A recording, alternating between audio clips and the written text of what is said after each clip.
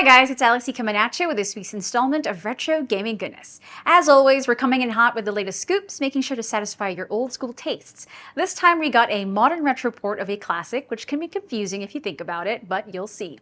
We also have new titles inspired by said classic, which keeps things tied together, thematically speaking. Last but not least, one of our favorite retro console companies has a new handheld in the pipeline, and we couldn't be more excited. So if you're ready to dive in head first, stick around and brace yourselves, because you know we always bring the action. But before that, make sure to like and subscribe so you'll always be up to date with the latest retro news. Click that bell icon so you'll know exactly when our news goes live. Let's go!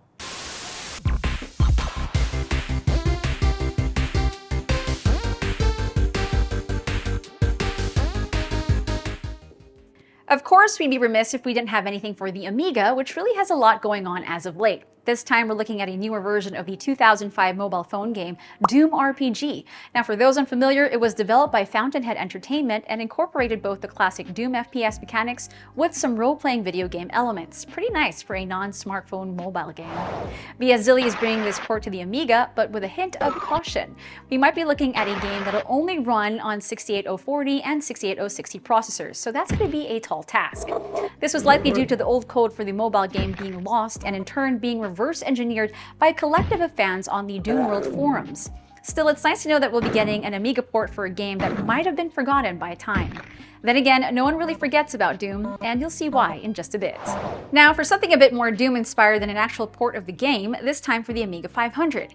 Yes, we're talking about an update for SAC's upcoming first-person shooter, Dread, which if you recall is heavily inspired by the classic Doom.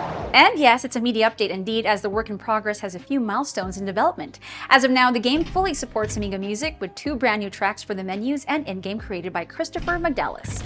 The game also features a more elaborate and expanded particle effects system, which means all the blood gushes from enemies the way it should, and barrels produce the most satisfying explosions, also as they should. Lastly, and more importantly, we now have a complete weapon roster which includes secondary weapons that you can bind to your right mouse button.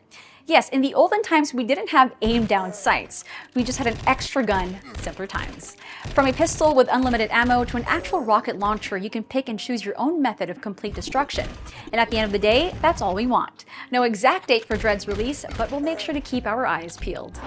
It's console time again, and we're getting something new from our friends over at Anbernic, one of the fan favorites at this point. Yes, they just dropped a sweet video on their YouTube channel showcasing the upcoming RG28XX, a horizontal handheld which not only looks pretty darn cool, but gives just about everyone a huge dose of nostalgia.